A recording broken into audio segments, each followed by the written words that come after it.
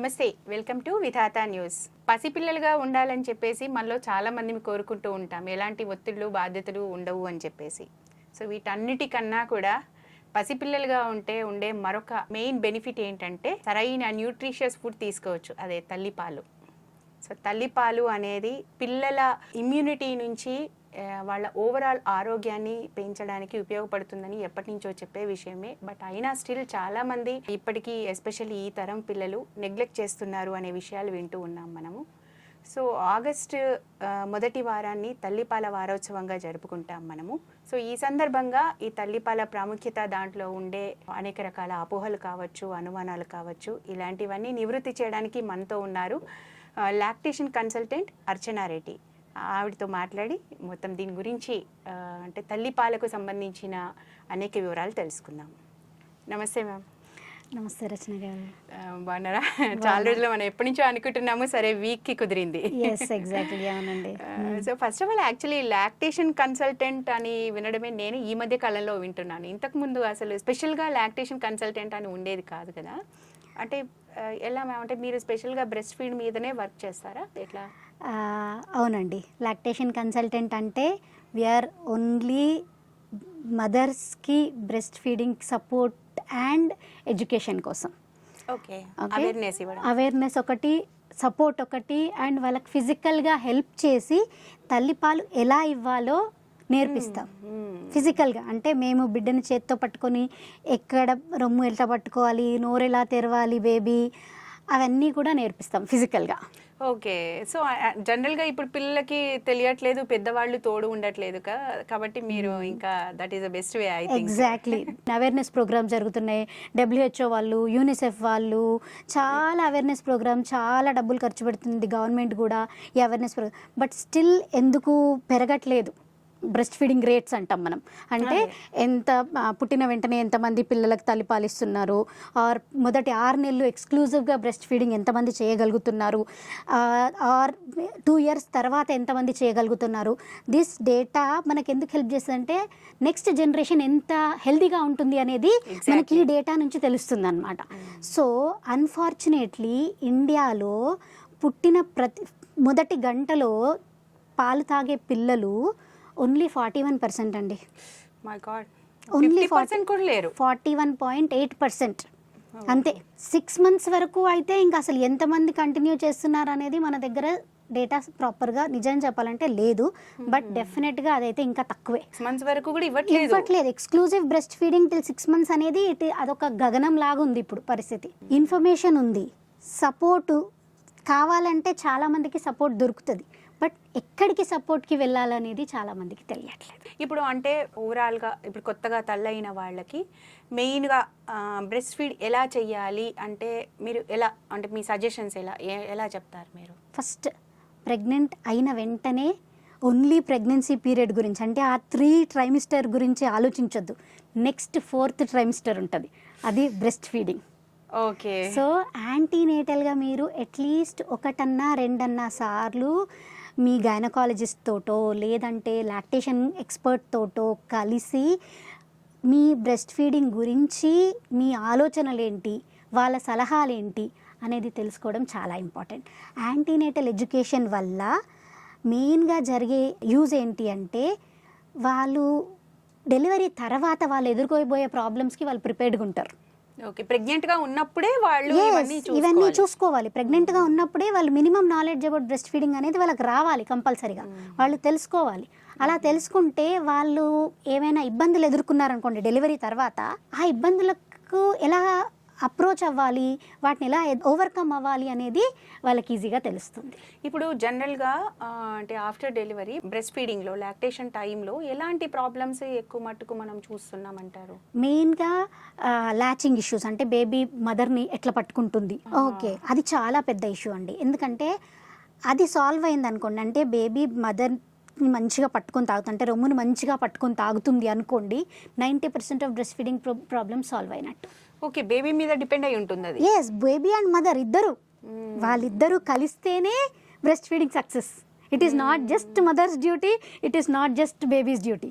ఓ అందుకనే ఇప్పుడు ఆ గ్యాప్ బేబీకి అండ్ తల్లికి మధ్యలో గ్యాప్ ఉండొద్దనే కదా ఇప్పుడు బ్రెస్ట్ ఫీడింగ్. యాక్చువల్లీ మెయిన్గా అదే చెప్పేది కదా, పుట్టిన వెంటనే ఇమీడియట్గా బ్రెస్ట్ ఫీడింగ్ చేపియాలనేది. పుట్టిన విత్ ఇన్ 1 అవర్ అంటే గోల్డెన్ అవర్ అంటాం అనమాట మనం, whether it is normal delivery or caesarean. Okay. ఏదైనా పుట్టిన ఫస్ట్ 1 అవర్లో బ్రెస్ట్ ఫీడింగ్ జరిగిపోవాలి. అలా జరిగిన పిల్లల్లో 20 to 30% అసలు ప్రాబ్లమ్సే రావు. ఓకే. పిల్లలకి మదర్కి అంటే బ్రెస్ట్ ఫీడింగ్ ప్రాబ్లమ్స్ రావు మనకి. ఓకే. అది జరిగిందంటే, అది జరగడమే మనకు 41% ఉంది. కాబట్టి ప్రాబ్లమ్స్ ఎక్కువ అవుతున్నాయి మనకి. జనరల్ గా ఎలాంటి ప్రాబ్లమ్స్ చూస్తున్నారు అంటే గడ్డగట్టిపోవడం ఒకటి, తర్వాత అపోహల వల్ల మానేయడం ఒకటి, నాకు తక్కువ పాలు ఉన్నాయేమో అనుకుని చాలా మంది మదర్స్ అనుకోవడం ఒకటి, నాకు అసలు నేను ప్రొడ్యూస్ చేస్తున్నానో లేదా అన్న అసలు కాన్ఫిడెన్సే లేదు మదర్లో. ఎగ్జాక్ట్లీ. అండ్ మదర్స్ మిల్క్ తగ్గిపోవడానికి ఇంకొక ఇష్యూ ఏంటి అంటే అపోహలు.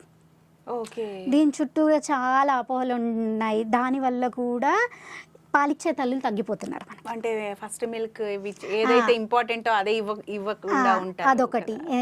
ఇమీడియట్గా పుట్టిన వెంటనే తేనె నాకు ఇచ్చేస్తామనడము, గ్లూకోజ్ వాటర్ ఇవ్వడము, లేదంటే మదర్కి నార్మల్ డెలివరీ అయింది కొద్దిసేపు రెస్ట్ ఇవ్వండి మదర్కి అని చెప్పేసి డబ్బా పాలు పట్టడము, ఇవన్నీ ఇంటర్వెన్షన్స్.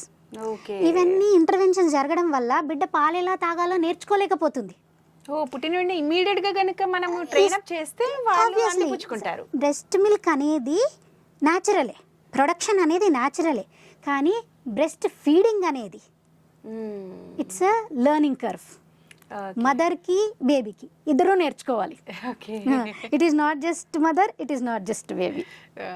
అది ఈ అపోహలు లేకుండా ఇమ్మీడియట్ గా కనుక స్టార్ట్ చేస్తే అది కరెక్ట్ గా ట్రైన్ అప్ అవుతారు.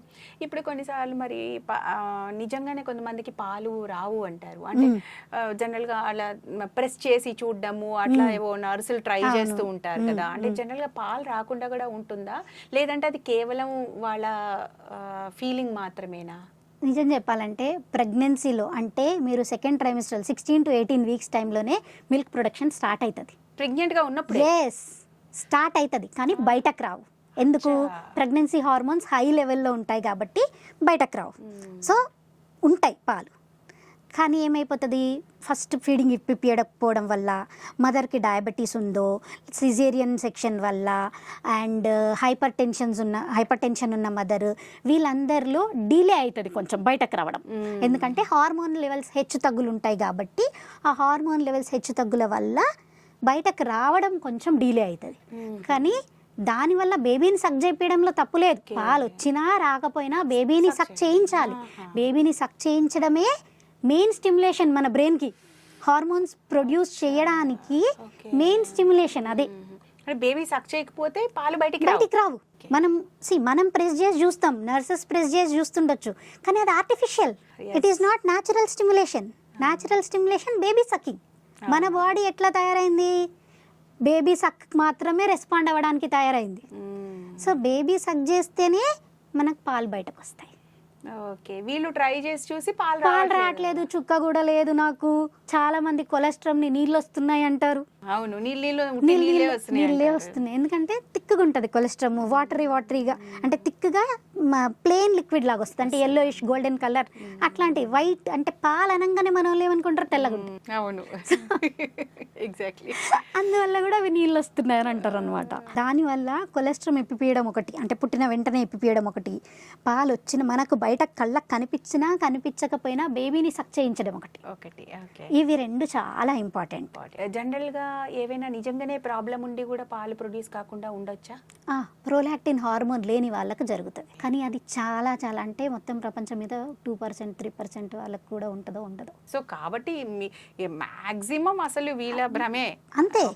ఒక రకంగా చెప్పాలి అంటే ప్రాపర్ ఎడ్యుకేషన్ మదర్కి లేకపోవడం వల్ల, అంటే యాంటీనేటల్గా ఎడ్యుకేషన్ లేకపోవడం వల్ల, proper support after delivery proper support లేకపోవడం వల్ల, తర్వాత సొసైటీలో ఉండే చాలా అపోహల వల్ల, అండ్ గిల్ట్ ఫీలింగ్ వల్ల. గిల్ట్ ఎందుకు? నేను ఇవ్వలేకపోతున్నాను, నేను ప్రొడ్యూస్ చేయలేకపోతున్నాను. ఎందుకంటే చుట్టుపక్కల చెప్పేవాళ్ళు ధారలుగా రావాలి, తర్వాత ఒక సైడ్ తాగితే ఒక సైడ్ కారిపోవాలి, ఇలా చాలా ఉంటాయి అన్నమాట అపోహలు. సో ఒకరికి అది జరగలేదనుకోండి, అది తనకి స్ట్రెస్ అయిపోతుంది అనమాట. అయిపోయి ఇంకా ఇది production. Stress is the main important thing మనకి, ఎందుకంటే ఆక్సిటోసిన్ హార్మోనే ఉండదు స్ట్రెస్ ఉంటే. ఆక్సిటోసిన్ రిలీజ్ అయితేనే పాలు వచ్చేవి. సో అందుకని కూడా చాలా మంది పర్సీవ్డ్ లో మిల్క్ ప్రొడక్షనే, యాక్చువల్ లో మిల్క్ ప్రొడక్షన్ ఉండదు అక్కడ జనరల్ గా. ఇప్పుడు పిల్లలు కొంతమందికి పుట్టగానే వాళ్ళకి ఇది చాలా మంది NIC లో పెట్టాల్సిన సిచ్యువేషన్ వస్తుంది, జాండీస్ రావడము ఇట్లాంటి ప్రీమేచ్యూర్ బేబీస్ కావచ్చు. అలాంటి సందర్భాల్లో మరి ఈ వీళ్ళకి ఫస్ట్ మిల్క్ ఈ కొలెస్ట్రాల్ ఏదైతే కంపల్సరీ ఇవ్వాలి అని మీరు చెప్తుంటారో అది ఎలా ఇవ్వడం సాధ్యం అవుతుంది? ఇమీడియట్ గా వాళ్ళని NIC తీసుకెళ్తారు కదమ్మా. ఇమీడియట్ గా మదర్ కి మనం హ్యాండ్ ఎక్స్ప్రెషన్ చేత్తో పాలు తీయడం స్టార్ట్ చేయాలి. విత్ ఇన్ 6 hours చేతిలో పాలు తీయడం స్టార్ట్ చేస్తే దట్ ఈజ్ మసాజ్ చేసి, బ్రెస్ట్ మసాజ్ చేసి, ఆక్సిటోసిన్ రిలీజ్ మసాజెస్ ఉంటాయి అవి చేసి మనం ఎక్స్ప్రెస్ చేయాలి పాలని. ఫస్ట్ చేత్తో ఎక్స్ప్రెస్ చేయాలి, తర్వాత పంప్స్ యూజ్ చేసుకోవచ్చు. మన దగ్గర చాలా రకాల బ్రెస్ట్ పంప్స్ ఉన్నాయి, అవి యూజ్ చేసుకుంటూ ఆ పాలు ఎన్ని వస్తాయి అన్ని. ఎందుకంటే ఒక చుక్క అయినా అది బేబీకి కొన్ని కోట్ల గుడ్ బ్యాక్టీరియా ఇస్తుంది, కొన్ని కోట్ల యాంటీమైక్రోబియల్ ప్రాపర్టీస్ ఉన్న ఎలిమెంట్స్ ఇస్తుంది అనమాట, ఇమ్యునోగ్లోబులిన్స్ ఇస్తుంది. సో ఆటోమేటిక్గా అది హెల్ప్ అవుతుంది బేబీకి. సో మనం ఇంత పంపిస్తున్నామా అనేది ఇంపార్టెంట్ కాదు, అట్లీస్ట్ ఒక చుక్కన్నా పంపిస్తున్నామా లేదా అనేది ఇంపార్టెంట్. మరి అలాంటి సందర్భాల్లో బేబీ సక్ చేయదు కదా, అంటే మనం కృత్రిమంగా చేస్తుంటాం కదా, మరి రాకుండా ఉండే ఛాన్స్ ఎక్కువ ఉంటుంది. అవును, డెఫినెట్గా. కానీ ఎట్లుంటుంది స్టిమ్యులేషన్ అంటే ఫ్రీక్వెంట్ స్టిమ్యులేషన్ చేయాలి, అంటే ప్రతి 2-3 గంటలకు ఒకసారి బ్రెస్ట్ స్టిమ్యులేషన్ చేస్తూ ఉండాలి. అప్పుడు కొంచెం లేట్గా అయినా సరే, అంటే ఒకసారికి రాకపోతుండొచ్చు, రెండోసారికి రాకపోతుండొచ్చు, బట్ మూడోసారికి డెఫినెట్గా వస్తాయి. ఎందుకంటే మనం ఫ్రీక్వెంట్గా స్టిమ్యులేట్ చేస్తున్నాం, అంటే బ్రెయిన్కి మనం సిగ్నల్స్ పంపిస్తున్నాం, మిల్క్ తీయాలి, బయటికి రావాలి అని చెప్పేసి. So that is how it works. Okay, ఒకసారి కాకపోతే ఒకసారి అయినా వస్తుంది, ఎట్లా 1 day 24 hours లో అంతే, లేట్ బట్ నాట్ లీస్ట్ అన్నట్టుగా మనం చేయొచ్చు. ఇప్పుడు ఈ మధ్య కాలంలో మీరు అన్నట్టు ఇందాక కూడా అన్నట్టుగా చాలా అపోహలు బ్రెస్ట్ ఫీడింగ్ వెనుక ఉన్నాయి. ఒకటి ఎక్కువ మంది అంటే మామూలుగా ఆడవాళ్ళని అనడానికి కూడా అది ఒకటి దొరుకుతుంది జనాలకి, అందం చెడుతుందని చెప్పేసి పాలు ఇవ్వట్లేదు అని చెప్పి. అఫ్కోర్స్ ఇప్పటి వాళ్ళలో చాలామంది ఈ జనరేషన్లో కనిపిస్తూ ఉంటారు మనకు, పాలిస్తే అందం చెడిపోతుందని కావచ్చు, లేదంటే ఇంకా సమ్ అదర్ దాని చుట్టూతా ఉన్నవి. అది ఎంతవరకు కరెక్ట్, దాన్ని ఎట్లా దూరం చేయాలి మనం? యాక్చువల్లీ సాగినెస్ ఆఫ్ ద బ్రెస్ట్ అంటాం మనం, సాగ్ అయిపోతాయి బ్రెస్ట్ అని, అది ప్రెగ్నెన్సీ హార్మోన్స్ వల్ల అండి, బ్రెస్ట్ ఫీడింగ్ వల్ల కాదు. ఇది ముందు తెలుసుకోవాలంటే నువ్వు అన్న పోవద్దంటే నువ్వు పిల్లల్నే కనొద్దు ఇంకా. ప్రెగ్నెన్సీ హార్మోన్స్ వల్లనే అది, it is not about breast feeding. మీరు బ్రెస్ట్ ఫీడింగ్ చేసిన తర్వాత, మానేసిన తర్వాత మీకు నెక్స్ట్ 6 monthsలో మీ breast will go back to 90% of the times your breast will go back to its normal size. Okay, అంతే. బట్ ఎలాస్టిసిటీ అనేది depending upon person to person change అవుతుంది, అది అంతే. ఓకే, బట్ మాక్సిమం ఎప్పట్లాగా అయిపోతుంది. బ్రెస్ట్ ఫీడింగ్ ఇవ్వడం వల్లనే బాగా అవుతుంది అనుకోవాలి. డెఫినెట్గా, ఎందుకంటే బ్రెస్ట్ ఫీడింగ్ ఇవ్వడం వల్ల మదర్ చాలా ఎక్స్ట్రా క్యాలరీస్ అనేవి ఖర్చు చేసేస్తుంది just by feeding. Oh okay, really? జనరల్గా ప్రెగ్నెన్సీ వల్ల బరువు పెరుగుతారు కదా, ఆ బరువును బ్రెస్ట్ ఫీడింగ్ వల్ల తగ్గించుకోవచ్చు. ఇంకా అదనపు లాభం నిజం చెప్పాలంటే. ఎందుకంటే బ్రెస్ట్ మిల్క్ తయారు చేయడానికి నీ బాడీ అరౌండ్ 400 to 500 క్యాలరీస్ ఖర్చు చేస్తుంది, సో జస్ట్ ప్రొడక్షన్కి. సో ఆటోమేటిక్గా మీరు కంటిన్యూస్గా బ్రెస్ట్ ఫీడ్ ఇస్తున్నారనుకోండి, ఆటోమేటిక్గా ఫ్యాట్ లెవెల్స్ అనేవి చాలా ఈజీగా తగ్గుతాయి మీరు బ్రెస్ట్ ఫీడ్ చేస్తుంటే. ఇప్పుడు కొందరిలో చాలా ఎక్కువ పాలు పడిపోతూ ఉంటాయి, అంటే పిల్లలు బుజ్జి వాళ్ళు కదా, కొంచెమే తాగుతారు వాళ్ళు, పాపం అది తాగుతారు. వీళ్ళకేమో ఎక్కువ అయిపోయి దానికి గడ్డలు కట్టి ఫీవర్ రావడము, అంటే ఎంత ఇచ్చినా కూడా మళ్ళీ అది వెళ్ళిపోతూ ఉంటది కదా. అలాంటి ప్రాబ్లమ్ని ఎలా డీల్ చేయాలి? జనరల్గా ఫస్ట్ 1 week ఈ ప్రాబ్లం ఉంటుంది, ఎందుకంటే బాడీ ఇంకా అర్థం చేసుకోవట్లేదు ఎంత పాలు ప్రొడక్షన్ చెయ్యాలి అనేది. బాడీకి అర్థం కావడానికి 1 వారం నుంచి 2 వారాల టైం పడుతుంది. జనరల్గా 2 వారాల తర్వాత బేబీకి ఎంత కావాలో అంతే ప్రొడక్షన్ ఉంటుంది. ప్రాపర్గా ల్యాచ్ చేసి తాగుతున్న బేబీ బ్రెస్ట్ ఖాళీ చేసేస్తుంది, ఎంత కావాలో అంత ఖాళీ చేసేస్తుంది. కానీ కొందరు మదర్స్ ఏం చేస్తారంటే రాత్రి ఫీడ్ ఇవ్వకపోవడము, ఎక్కువసేపు గ్యాప్స్ ఇవ్వడము, అంటే ఇప్పుడు ఏం చేస్తారు, ఒకసారి బ్రెస్ట్ ఫీడ్ చేసి మధ్యలో ఒకసారి ఫార్ములా ఇచ్చేయడము, అలా చేసేస్తారు. సో ఏమైపోతుంది, బ్రెస్ట్ ఫీడింగ్కి మధ్యలో చాలా గ్యాప్ పెరిగిపోతుంది. సో దానివల్ల 2 things, ఒకటేమో గడ్డలు గట్టిపోయి ఇన్ఫెక్షన్స్ రావడము, ఫీవర్ రావడము, రెండోది పోను అంటే ఇలా ఫ్రీక్వెంట్గా చేయడం వల్ల పాలు తగ్గిపోవడం.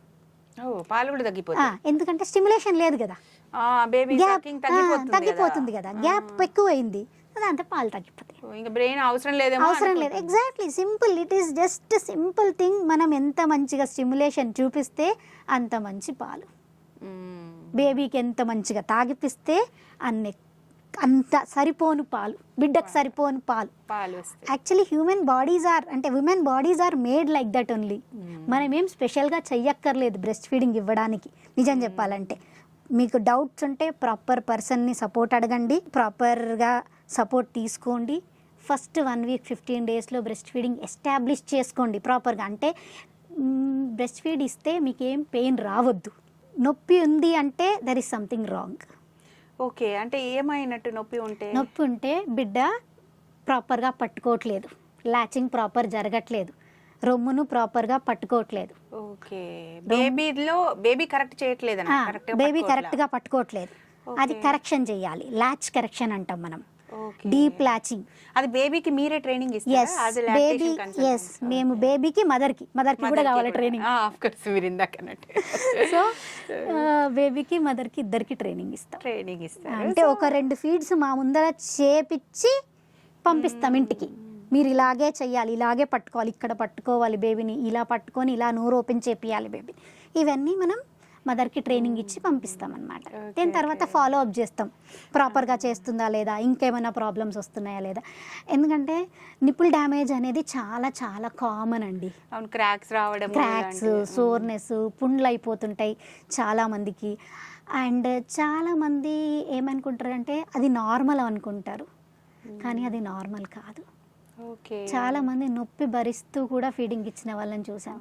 నొప్పి భరిస్తూ ఫీడింగ్ ఇచ్చి నా దగ్గర, అంటే ఏదో ఎక్కడి నుంచో ఎవరి దగ్గర నుంచో తెలుసుకొని నా దగ్గరకు వచ్చి, నాకు ఇంకా వద్దు, నేను ఇవ్వలేను, నాకు బేబీ నా దగ్గరకు వస్తుంటే చేతులు వణుకుతున్నాయి నాకు ఆ నొప్పికి, బ్యాక్ ఆఫ్ ద మైండ్ ఆ నొప్పి గుర్తొచ్చి ఫీడింగ్ టైం అవుతుంది అంటే కాళ్ళు చేతులు వణుకుతున్నాయి అని చెప్పిన వాళ్ళు చాలా మంది. అంటే అది ఎందుకు? బేబీ సరిగా పట్టుకోకపోవడం. అంతే, ఒకటి బేబీ సరిగ్గా పట్టుకున్నట్లేకున్నా మదర్ అట్లనే కంటిన్యూస్గా ఫీడింగ్, అంటే దెబ్బ మీద దెబ్బ పడుతూనే ఉంది ఫీడ్కి. దాంతో ఏమైపోతుంది, నిప్పుల్ క్రాక్ అనేది పెరిగిపోయి పుండులాగా అయిపోతుంటుంది నిప్పుల్ అంతా. అదొకటి. Second thing, baby oral restrictions ఉంటాయి, అంటే టంగ్ ఎక్కువ అటాచ్ అయిపోయి ఉండడం, టంగ్ టై అంటాం మనం. స్ట్రక్చరల్గా తేడాలు ఉండడం వల్ల కూడా ప్రాబ్లమ్స్ వస్తాయి.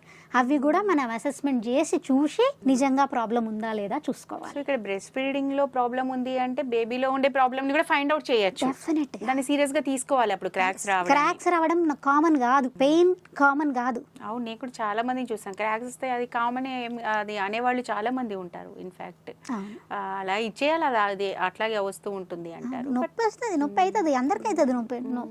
That is not at all common. సీరియస్గా ఇంకోటి, తల్లులు ఏం తింటే అవన్నీ బిడ్డలకు వెళ్తాయి అంటే, లైక్ ఇప్పుడు మనకి మామూలుగానే కొన్ని అపోహలు ఉన్నాయి, కొన్ని రకాల పదార్థాలు తింటే కొన్ని ప్రాబ్లమ్స్ వస్తాయి, అంటే లైక్ పప్పులు ఎక్కువ తింటే గ్యాస్ ఫామ్ అవుతుందని. అట్లాంటివి వీళ్ళు తల్లులు తాగినప్పుడు సేమ్ అదే ప్రాబ్లము బిడ్డలో కూడా వచ్చే అవకాశం ఉంది. అంటే ఇప్పుడు కాన్స్టిపేషన్ వచ్చేవి, ఎక్కువ ఫైబర్ ఫుడ్ తీసుకోకుండా మైదా తిన్నది అనుకోండి తల్లి, అప్పుడు బిడ్డలో కాన్స్టిపేషన్ వచ్చే అవకాశం ఉంటుంది. మా బిడ్డలో కాన్స్టిపేషన్, మైదా ఎవరికైనా ఎఫెక్ట్ అవుతుంది. ఇప్పుడు మదర్ చాలా స్పైసీ ఫుడ్స్ తినింది అనుకోండి, బేబీకి గ్యాస్ ఎక్కువ అయ్యే ఛాన్సెస్ ఉంటుంది. కానీ ఎప్పుడు మోతాదుకు మించి తింటే, మోడరేట్గా తినింది అనుకోండి ఏం ప్రాబ్లమ్స్ ఉండవు.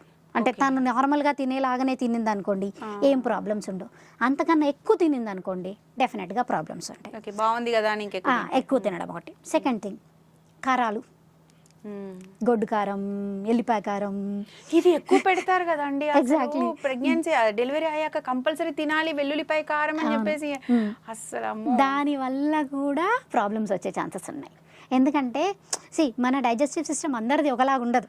అండ్ మన పాతకాలం అంటే మన అమ్మల కాలంలో ఉన్న డైజెస్టివ్ సిస్టమ్ మనకి ఇప్పుడు లేదు కదా. సో ఏమైపోతుందంటే మనం అది తట్టుకోలేకపోతున్నాం, మనకు గ్యాస్ ఇష్యూస్ అవుతున్నాయి, మన వల్ల బేబీకి గ్యాస్ ఇష్యూస్ వస్తున్నాయి అన్నమాట. సో మోతాదులో తింటే ఏం పర్వాలేదు, కానీ ప్రతి మీలో దాంతో తింటే కష్టం.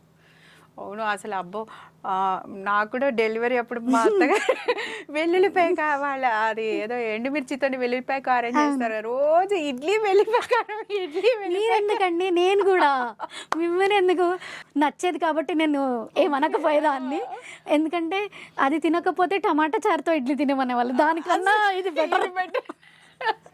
అది కూడా రెగ్యులర్ గా అదే తినాలి అంటే ఆ కారము, అంత కారము, అసలు ఆ టేస్ట్, అసలు ఫస్ట్ ఆఫ్ ఆల్ ఆ ఎండుమిర్చి అంటేనే అసలు నాకు ఇష్టం ఉండేది కదా, ఆ ఎండుమిర్చితో వెల్లిపాయ కారం తినాలి అంటే లేదు, ఖచ్చితంగా బాలింత ఇష్యూస్ వస్తాయి, బిడ్డకి ప్రాబ్లమ్స్ వస్తాయి, ఏం ప్రాబ్లమ్స్ వస్తాయంటే ఏముండదు మళ్ళీ, కానీ నేను తింటానని చెప్పి పక్కనే అది వేరే విషయాలు అనుకోండి అవి. యాక్చువల్లీ నిజం చెప్పాలంటే ఫుడ్ వల్ల బేబీకి వచ్చే ఇష్యూస్ చాలా తక్కువ. మీరు ఏది మోడరేట్గా తిన్నా ఏం ప్రాబ్లం లేదు, అది ఏదైనా ఎక్కువ తింటేనే ప్రాబ్లం, నార్మల్ కన్నా ఎక్సెస్గా తింటే ప్రాబ్లం. ఏమంటారు, బ్యాలెన్స్డ్ డైట్, సమతుల్య ఆహారం అంటే అన్నీ ఉండాలి మదర్ డైట్లో. అటు ప్రోటీన్ ఉండాలి, కార్బోహైడ్రేట్ ఉండాలి, ఫ్యాట్ ఉండాలి, ఫైబర్ ఉండాలి, హైడ్రేషన్ ఉండాలి. ఇవన్నీ ఉంటేనే బిడ్డకి మంచి పాలు వస్తాయి, ఆరోగ్యంగా వస్తాయి. సో సేమ్ అవే న్యూట్రియంట్స్ బిడ్డకు వస్తాయి. మనం అదే ఎక్సెస్గా జంక్ తింటున్నాము, ఏరియేటెడ్ డ్రింక్స్ తాగుతున్నాము, స్పైసీ ఫుడ్స్ తింటున్నాము అనుకోండి, అవే బేబీకి వస్తాయి. మంచి బ్యాలెన్స్డ్ డైట్ తిని పత్యాలు లాంటివి ఏం చేయకపోతే చాలు. అంటే పప్పులు ఇవ్వకపోవడము, తర్వాత ప్రోటీన్ పెట్టకపోవడం, మదర్కి ప్రోటీన్ చాలా ఇంపార్టెంట్. ఎందుకంటే డెలివరీ అయింది, మజిల్స్ అన్నీ కొంచెం స్ట్రెంగ్తన్ అవ్వాలి అంటే తను కొంచెం ప్రోటీన్ తినాలి. మదర్కి ఇంపార్టెంట్, ఈవెన్ బిడ్డలో కూడా గ్రోత్కి కావాలి కదా, డెఫినెట్గా కావాలి, ప్రోటీన్ అనేది డెఫినెట్గా కావాలి. సో పత్యాలు మాత్రం ఏవి పాటించకండి, ఇది పక్కాగా గుర్తుపెట్టుకోవాలి. Anything in moderation is not a problem. అది నార్మల్ డెలివరీ అయినా సరే, సిజేరియన్ అయినా సరే. అంటే ఫలానావి అసలు తినకూడదు అనేవి ఏమైనా ఉన్నాయా ఫుడ్స్? తినకూడదు అంటూ ఏమీ లేవమ్మా. ఓకే, ఇప్పుడు ఫర్ సపోజ్ సింపుల్, ఒక మదర్ ఉంది, తనకు పాపం ప్రెగ్నెన్సీలో చాలా కాంప్లికేషన్స్ వచ్చి బయట ఫుడ్ అసలే తినలేదు, ఎంత క్రేవింగ్ ఉన్నా తినలేదు, పిజ్జాలో ఐస్ క్రీమో ఏమీ తిననివ్వలేదు. డెలివరీ ఒక 10-15 రోజులైంది, నౌ షీస్ ఫైన్, బాగా బ్రెస్ట్ ఫీడింగ్. ఒక రోజు వెళ్ళి పిజ్జా తినొస్తే దాంతో ఏం ప్రాబ్లం లేదు. రోజు పిజ్జా తింటే కష్టం, అది అంతే. ఒక రోజు వెళ్ళి ఐస్ క్రీమ్ తినొస్తే పాపం ఏం ప్రాబ్లం లేదు. తనకు కూడా ఆ క్రేవింగ్స్ ఉంటాయి కదా డెఫినెట్గా, చాలా రోజుల నుంచి 9-10 months నుంచి తినకుండా ఉన్నాము అని. So that is eyes cream అంటే గుర్తొచ్చింది నాకు. ఐస్ క్రీమ్ అంటే జలుబు చేస్తుంది, బిడ్డకి జలుబు చేస్తుంది, తల్లికి బాలింత కాబట్టి జలుబు చేస్తుంది, అది మళ్ళీ బిడ్డకి కూడా జలుబు అవుతుంది అంటారు. అది అట్లాగే నిమ్మకాయ, జామకాయ, కోకోనట్ వాటర్, జ్యూసెస్ ఏమి ఇవ్వరు అసలు. బట్ అది యాక్చువల్లీ ఇవ్వాలా అనుకుంటాను. అంతే, ఇవ్వాలండి, ఇవ్వాలి. మనం రెస్ట్రిక్ట్ చేయడానికి అంటూ ఏం ఉండదు, అసలు అవసరం లేదు రెస్ట్రిక్ట్ చేయడం. వాటితో జలుబు వస్తుంది అనుకోకూడదు, వాటితో జలుబు రాదు. ఎందుకంటే జలుబు caused by virus, not by food, not by C vitamin. Especially C vitamin ఇవ్వద్దంటారు. అంటే ఆరెంజెస్ ఆర్ నిమ్మకాయ ఇలాంటివి అసలు ఇవ్వరు కదా. సో అందుకని so it is nothing to do with food అండి. ఒకవేళ మనకు జలుబు ఉంది మనకిప్పుడు ఉన్నప్పుడు మనం కొన్ని సర్టెన్ థింగ్స్ తీసుకుంటే అవి అగ్రివేట్ అవుతుంది, ఎక్కువ అవుతుంది, అంతే తప్ప లేని జలుబు నిమ్మరసం తాగడం వల్లనో, మజ్జిగ తాగడం వల్లనో, ఆర్ కోకోనట్ వాటర్ తాగడం వల్ల మాత్రం రాదు, బిడ్డకు కూడా రాదు. ఓకే, ఇది కూడా పాలు బ్రెడ్ ఎక్కువ తీసుకుంటే పాలు ఎక్కువ వస్తాయి అని అంటారు, నిజమేనా? లేదండి, యాక్చువల్లీ బ్రెడ్ కాదు, ఈస్ట్ ఉంటుంది బ్రెడ్లో. ఈస్ట్ యాక్ట్స్ యాజ్ ఎ గ్యాలక్టోగాగ్, అంటే మిల్క్ ప్రొడక్షన్ ఇంప్రూవ్ చేయడానికి ఈస్ట్ పనికి వస్తుంది మనకి, అది డెఫినెట్గా. బట్ అలా అని చెప్పేసి మైదాతో చేసిన బ్రెడ్ తినడం వల్ల పెద్ద లాభం అయితే ఏముండదు, కాన్స్టిపేషన్ ఇష్యూస్ రావడం తప్ప మదర్కి అయితే పెద్ద లాభం ఏముండదు. పాలు నిజంగానే పాలు ఎక్కువ తీసుకుని లీటర్ పాలు మస్ట్గా మినిమం లీటర్ పాలు తాగాలి ఒక రోజుకి అని అంటూ ఉంటారు. లీటర్లు పాలు తాగితే కూడా కాన్స్టిపేషన్ అవుతుంది. తర్వాత ఇంకొక ఇష్యూ, ఐరన్ అబ్జార్ప్షన్ ఉండదు, హెవీ కాల్షియం. సో అందుకని 400 to 500 ml వరకు చాలు పర్ డే మ్యాక్సిమం, అంతే. పాలు తాగితేనే పాలు పడతాయి అనేది అయితే పెద్ద అపోహ, అస్సలు అవసరం లేదు. పాలు తాగని వాళ్ళు కూడా పాలు ఇవ్వచ్చు, ఎందుకంటే తల్లి తాగే పాలతోటి పాలు తయారవ్వట్లేదు. అదే చాలా మంది అనుకునేది, అదే ఈ పాల వల్లే ఆ పాలు వస్తాయి. లేదు, ఈ పాలకి ఆ పాలకి జమీన్ ఆస్మాన్ ఫరక్ ఉంటుంది. ఇప్పుడు పాలు ఇవ్వడం అనేది ఆఫ్ కోర్స్ 6 months వరకు అయితే కంపల్సరీ ఇవ్వాలి అని Exclusive breastfeeding. ఇవ్వాలి అని చెప్పి మీరు అందరు చెప్తూనే ఉంటారు. బట్ అపార్ట్ ఫ్రమ్ అసలు ఎప్పటి నుంచి ఎప్పటి వరకు ఇవ్వాలి? మన పాతకాలంలో అయితే 4 ఏళ్ళు 5 ఏళ్ళు పాలు తాగినామని మా నాన్నమ్మ లాంటి వాళ్ళు చెప్పేవాళ్ళు. అది నిజంగా అసలు యాక్చువల్గా ఎప్పటి వరకు ఇవ్వాలి? బిడ్డకి సంపూర్ణ ఆరోగ్యం రావాలి అంటే పుట్టిన ఫస్ట్ 1 hourలో ఫీడింగ్ ఇంపార్టెంట్. తర్వాత ఎక్స్క్లూజివ్గా 6 నెలలు అంటే వేరే ఏమీ ఇవ్వకుండా బిడ్డకి 6 నెలల వరకు తల్లిపాలు ఇవ్వడం ఇంపార్టెంట్. తర్వాత 2 years అండ్ బియాండ్ అంటే 2 సంవత్సరాల వరకు ఫుడ్ పెట్టుకుంటాం. అంటే 6 నెలల తర్వాత ఫుడ్ స్టార్ట్ చేసి 2 సంవత్సరాల వరకు ఇవ్వచ్చు. ఆ తర్వాత తల్లి ఇష్టం, బిడ్డ ఇష్టం. ఓ ఇంకా ఇవ్వచ్చు. అది మాక్సిమం ఎప్పటి వరకు? తల్లి యాక్చువల్లీ న్యాచురల్ వీనింగ్ అనేది 2.5 years తర్వాత జరిగిపోతుంది న్యాచురల్గా. అది 3 yearsకి చేస్తారు. కొందరు బేబీస్ 3 yearsకి మానేస్తారు, కొందరు బేబీస్కి 3.5 yearsకి కూడా మానేయొచ్చు. సో న్యాచురల్ వీనింగ్ అని ఇప్పుడు ఆటోమేటిక్గా జరిగిపోతుంది. మనం ఏం స్పెషల్గా ఎఫర్ట్స్ పెట్టక్కర్లేదు. బిడ్డను తల్లిపాలు మానిపించడానికి మనం ఏం స్పెషల్గా ఎఫర్ట్స్ పెట్టక్కర్లేదు. అప్పుడు వాళ్ళే మానేస్తారు మెల్లిమెల్లిగా. వాళ్ళే మానేసే వరకు మనం వెయిట్ చేయడం బెటర్ అంటారు. చాలా బెటర్. దానివల్ల ఏమవుతుందంటే బేబీస్ చాలా ఇండిపెండెంట్ ఉంటారు. అండ్ ఎమోషనల్ బాండింగ్ ఎక్కువ ఉంటుంది. అండ్ బేబీస్ చాలా ఇంటెలిజెంట్గా కూడా ఉంటారు. అండ్ అడాప్షన్ ఉంటుంది కదా, అంటే అడ్జస్ట్ అవ్వడం చాలా బాగుంటుంది. అలాంటి బేబీస్ ఎలాంటి సిచ్యువేషన్స్ లో అయినా వాళ్ళు అడ్జస్ట్ అవ్వగలుగుతారు. ఓకే. సో మేబీ ఇప్పటి పిల్లల్లో ఆ టాలరెన్స్ లేకపోవడానికి కారణం బ్రెస్ట్ ఫీడింగ్ మిస్ అవ్వడం ఒకటి. అండ్ ఇంకొకటి ఏమవుతుందంటే బలవంతంగా ఆపిపిచ్చేస్తున్నారు. ఒక రోజులో ఆపేయాలంటారు. నువ్వు 2 సంవత్సరం ఇచ్చి సడన్గా ఒక రోజులో ఆపేయాలంటే నీ బాడీ ఎలా తట్టుకుంటుంది, బేబీ ఎలా తట్టుకుంటుంది? ఏమేమో పూసేసి ఆయింట్మెంట్లు డాక్టర్స్ దగ్గర తెచ్చేసుకొని పూసేసి చేదు పెట్టేసి, లేదంటే మన వేపాకు రసము, కాకరకాయ రసాలు ఇవన్నీ పూసేసి ఆపేద్దామని చాలామంది. బట్ అలా చేయడం వల్ల బిడ్డకి నష్టం, తల్లికి నష్టం. జెంటిల్ వీనింగ్ అంటాం, అంటే గ్రాడ్యువల్గా చెయ్యాలి.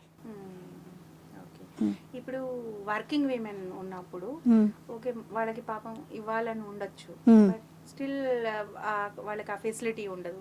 కొన్ని కార్పొరేట్ ఆఫీసెస్ లాక్టేషన్ కోసం రూమ్స్ అవి కానీ అన్ని చోట్ల ఆఫీస్లో ఆ ఫెసిలిటీస్ ఉండవు.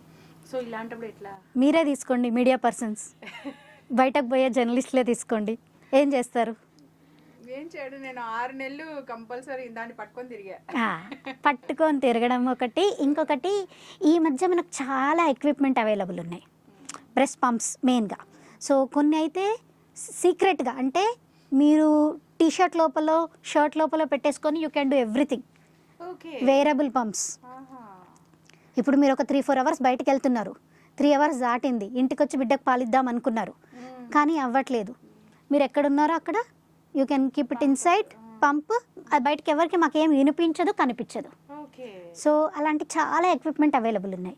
లేదు మీరు ఒక ఆఫీస్లోనో ఒక బ్యాంక్లోనో పనిచేస్తున్నారు, మీరు 8 hours వర్క్ చేస్తారు అంటే మినిమం 2 సార్లు పాలు తీయాలి కంపల్సరీగా, బ్రేక్స్. సో మీరు మీ ఆఫీస్లో జాయిన్ అవ్వక ముందే, అంటే ఇప్పుడు గోయింగ్ బ్యాక్ తర్వాత మెటర్నిటీ లీవ్ తర్వాత ఎప్పుడైతే వెళ్తున్నారో అది మీరు మీ బాసులతో ఫస్టే మాట్లాడేసుకోవాలి.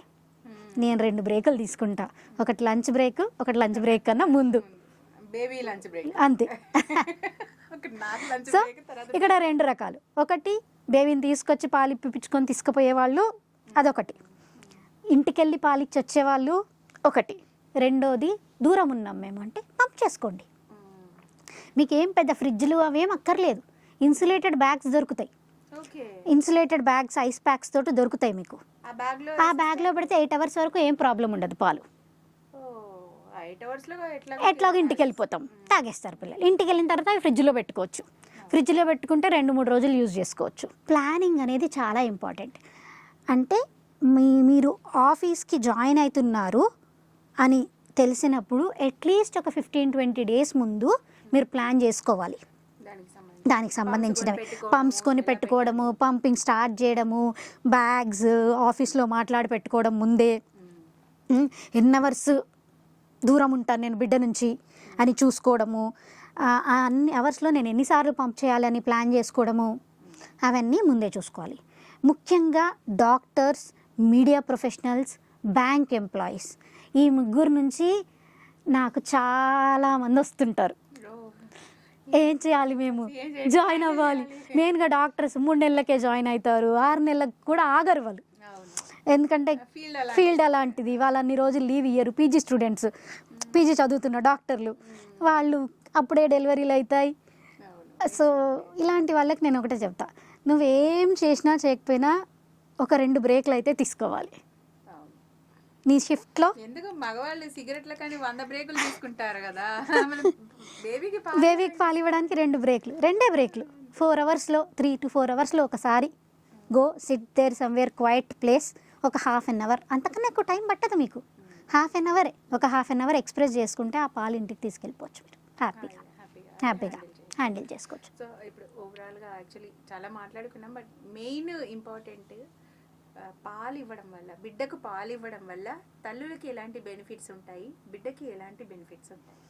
సో ఇక్కడ తల్లులకు, బిడ్డకి, సొసైటీకి కూడా బెనిఫిట్స్ ఉంటాయి. సొసైటీకి కూడా? ఎస్. సో ఫస్ట్ బేబీస్కి ఇమ్యూనిటీ వస్తుంది, తర్వాత అరుగుదల బాగుంటుంది, తర్వాత మంచి మైక్రోబయోటా, అంటే గుడ్ మైక్రోబయోటా. ఇవాళ రేపు digestive system or any system పనిచేయాలన్నా మంచి మైక్రో ఆర్గానిజమ్స్ అనేవి చాలా ఇంపార్టెంట్. సో గుడ్ బ్యాక్టీరియా వస్తుంది, అండ్ మనకి చాలా యాంటీమైక్రోబియల్ ఏజెంట్స్ వస్తాయి తల్లిపాలతోటి. సో వీటన్నిటి వల్ల బిడ్డకి లాభం. నాట్ ఓన్లీ ఇమ్యూనిటీ ఒకటే కాదు, తర్వాత స్టేజ్ అంటే బిడ్డ అడల్ట్ అయిన తర్వాత వాళ్ళకి డయాబెటీస్ రావడము, షుగర్ హైపర్ టెన్షన్ రావడము, ఆస్తమా ఇలాంటివి రావడం చాలా తక్కువ ఉంటాయి ఫార్ములా తాగిన పిల్లల కన్నా తల్లిపాలు తాగిన ఎలర్జీస్ తక్కువ ఉంటాయి. ఓవరాల్గానే అలర్జీస్ తక్కువ ఉంటాయి వీళ్ళకి. తర్వాత ఒబేసిటీ తక్కువ ఉంటుంది తల్లిపాలు తాగిన పిల్లలకి. ఎస్, తల్లిపాలు తాగిన పిల్లలు పెద్ద అయిన తర్వాత ఒబేస్ అవ్వడం చాలా తక్కువ. ఎగ్జాక్ట్లీ, లైఫ్ స్టైల్ డిసీజెస్ అనేవి చాలా తక్కువ రిస్క్ తల్లిపాలు తాగి, అట్లీస్ట్ 2 years తల్లిపాలు తాగిన పిల్లలకి. అదొకటి. హై ఐక్యూ లెవెల్స్, అది చాలా ఇంపార్టెంట్, ఇంటెలిజెంట్ అవుతారు. తర్వాత తల్లులకి ఫస్ట్ మామూలుగానే డెలివరీ తర్వాత జరిగే రక్తస్రావం వల్ల డెలివరీ బెడ్ మీద చనిపోయే మదర్స్ చాలా ఎక్కువ శాతం. That is the one of the major cause of maternal deaths world వైడ్గా కూడా. కాబట్టి అది అవాయిడ్ చేయడం ఇమీడియట్గా బ్రెస్ట్ ఫీడింగ్ వల్ల అవుతుంది. ఇమీడియట్ బ్రెస్ట్ ఫీడింగ్ వల్ల రక్తస్రావం తగ్గిపోతుంది తల్లుల్లో. So you are saving mother's life also, just by నువ్వేం ఎక్విప్మెంట్ తెస్తలేవు, ఏం తెస్తలేవు, తీసుకుపోయి తల్లి డెలివరీ అవ్వగానే బిడ్డను తల్లి దగ్గర తీసుకుపోయి పాలు తాగిపిస్తున్నాం అంతే. Second thing, weight loss. తల్లికి వెయిట్ లాస్, స్ట్రెస్ రిలీవింగ్ మదర్కి. Ovarian cancer, breast cancer, cervical cancer రాకుండా. తర్వాత మదర్కి డయాబెటీస్, కార్డియోవాస్కులర్ డిసీజెస్ ఇవన్నీ రాకుండా. అటు మదర్కి బేబీకి ఇద్దరికి బెనిఫిట్. ఎస్, వచ్చే శాతం తక్కువ, రావని నేను చెప్పను. ఇప్పుడు రిస్క్ తగ్గుతుంది అంతే. ద పర్సంటేజ్ ఆఫ్ రిస్క్, వచ్చే రిస్క్ ఇప్పుడు 5 సంవత్సరాలలో రావాల్సింది వాళ్ళకి 10 సంవత్సరాలలో రావచ్చు. అంటే you are extending your good life style another 5 more years కదా. సో బిడ్డ అయిపోయింది తల్లి. మరి మనకేంటి లాభం? నేను ఇంత మాట్లాడుతున్నా, నేను ఇంత చెప్తున్నా, నేను ఇంత ఎడ్యుకేట్ చేయడానికి ట్రై చేస్తున్నా, మీరు నన్ను ఇంటర్వ్యూ చేయడానికి వచ్చారు. వీటన్నిటి మనకేంటి లాభం? హెల్దీ నేషన్, నెక్స్ట్ జనరేషన్ హెల్దీగా ఉంటుంది, హెల్దీ వర్క్ ఫోర్స్ ఉంటుంది. సో హాస్పిటలైజేషన్ రిస్క్ తగ్గుతుంది. డబ్బులు, ఒక ఫ్యామిలీ తల్లిపాలిస్తే ఎంత ఎకనామికల్ ఆ ఫ్యామిలీకి. అదే డబ్బా పాలు ఇచ్చారనుకోండి, సింపుల్ మ్యాథ్లో అంటే the lowest cost of formula use చేసినా కూడా సంవత్సరం పాటు బిడ్డకి డబ్బా పాలే ఇవ్వాలి, యానిమల్ మిల్క్ ఇవ్వలేం, డబ్బా పాలు ఇవ్వాలి. డబ్బా పాలు ఇవ్వాలంటే ఆ ఫ్యామిలీ 1,00,000 రూపాయలు ఖర్చు పెట్టాల్సి వస్తుంది జస్ట్ ఫర్ ఫీడింగ్. తల్లిపాలు ఇస్తే అంత ఫ్రీ కదా, ఎకనామికల్. ఆ 1,00,000 రూపాయలు ఆ బిడ్డ కోసం మనం ఎఫ్డీనో ఏదో మ్యూచువల్ ఫండ్స్లోనో పెట్టుకుంటే ఎంత లాభం మనకి, ఆ ఫ్యామిలీకి, economical. Then comes to environment కూడా లాభం తల్లిపాలు ఇవ్వడం. ఫ్యాక్టరీస్ అండి, formulas are made in factories. They are using all the renewable sources, water, electricity, trees, factory పెట్టడానికి చెట్లు నరికేయాలి, తర్వాత ఫ్యాక్టరీలో డబ్బాలు తయారు చేయడానికి చెట్లు నరకాలి, plastic. So it is not only for baby and mother, it is for nation, it is for society.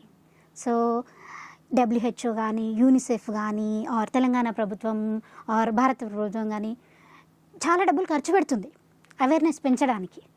But maybe correct పర్సన్స్ని కలవకపోవడం వల్లనో ఆర్ అపోహల వల్లనో చాలామంది మధ్యలోనే ఆపేయాల్సి వస్తుంది బ్రెస్ట్ ఫీడింగ్ అనేది. So it is not just for baby and mother, it is for everybody. అందుకనే closing the gap year theme closing the gap ఏంటంటే ప్రతి చివర తల్లి వరకు కూడా మనం చేరుకోగలగాలి. తను హై సొసైటీలో ఉండే తల్లి కావచ్చు, వర్కింగ్ ఉమెన్ కావచ్చు, ట్రైబల్ ఉమెన్ కావచ్చు, ఎనీబడి, ప్రతి ఒక్కరికి equal support to continue breast feeding అనేది ఇవ్వాలి. సో అదే ఈ year team, support for all. It's not only హాస్పిటల్లో డెలివరీ అయిన వాళ్ళకే కాదు, ప్రైవేట్ హాస్పిటల్లో డెలివరీ అయిన వాళ్ళకే కాదు, నువ్వు గవర్నమెంట్ హాస్పిటల్లో డెలివరీ అవుతావా, ఇంట్లో డెలివరీ అవుతావా, ఎక్కడైనా కూడా మనం బ్రెస్ట్ ఫీడింగ్ సపోర్ట్ అనేది ఇవ్వగలగాలి. సో అంటే మీలాంటి ఇంకా మోర్ లాక్టేషన్ కన్సల్టెంట్స్ పెరగాలి. అండ్ ఇక్కడ ఇంకోటి, ఇది నా ఒక్కదాని బాధ్యత కాదు, అగైన్ ఇది సొసైటీగా మనందరి బాధ్యత.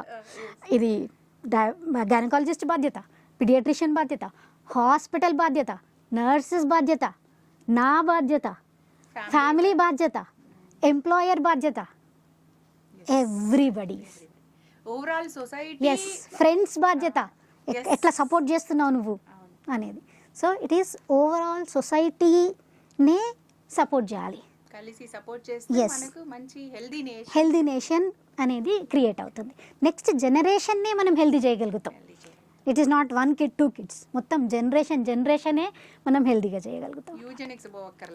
అక్కర్లేదు, బ్రెస్ట్ ఫీడ్ ఇస్తే అంతే, మీకు దాంట్లోంచి కూడా స్టెమ్ సెల్స్ కూడా వస్తుంటాయి బేబీకి.